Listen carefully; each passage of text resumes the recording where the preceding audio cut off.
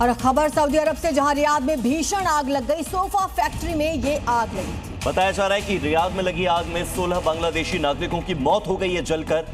बांग्लादेश के विदेश मंत्रालय ने 16 बांग्लादेशी नागरिकों की मौत की पुष्टि भी कर दी गई है। तो मारे गए लोगों की पहचान अब की जा रही है, साथ ही प्रभावितों को सहायता भी पहुंचाई जा रही है। लेकिन तस्वीरें देखिए, सोफा फैक्ट्री थी ये, जिसकी वजह से ये आग और तेजी से फैली।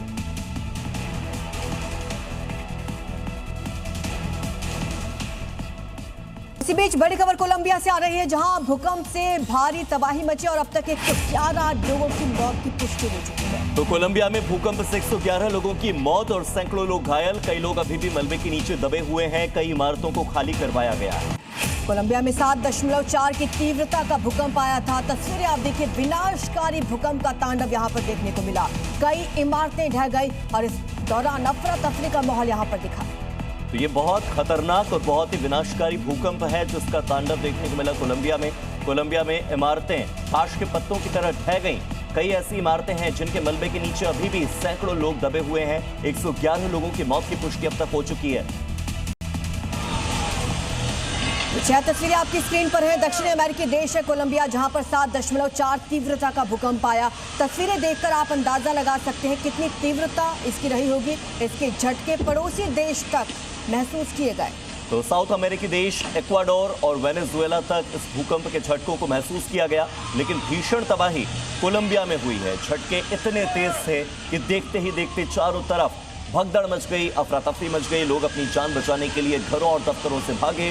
कई इमारतें तो पूरी तरह से धराशायी हो गई हैं। कई मकान झुक गए हैं, कई दरारें आ गई हैं। ये झटके इतने तेज थे कि सड़क पर खड़ी हुई बस भी हिलने लगी। देर रात तक 21 आफ्टर शॉक्स दर्ज किए गए और चेतावनी दी गई कि अभी और झटके आ सकते हैं।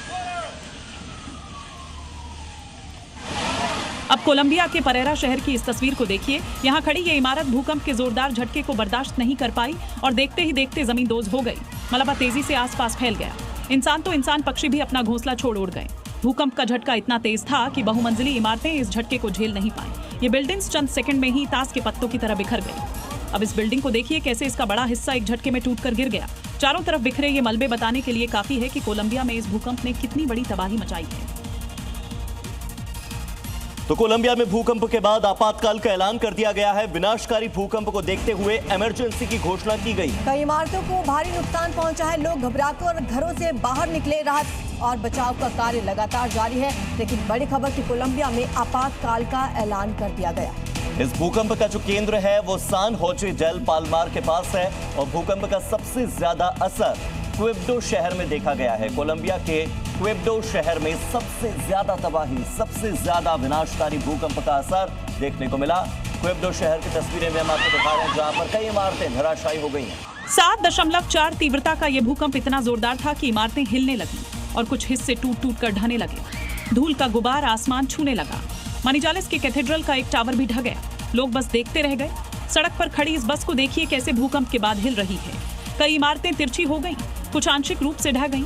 रेस्क्यू टीमें अभी भी मलबे में फंसे लोगों को निकालने में जुटी हैं। ये कोलंबिया का पिछले एक दशक का सबसे शक्तिशाली भूकंप बताया जा रहा है।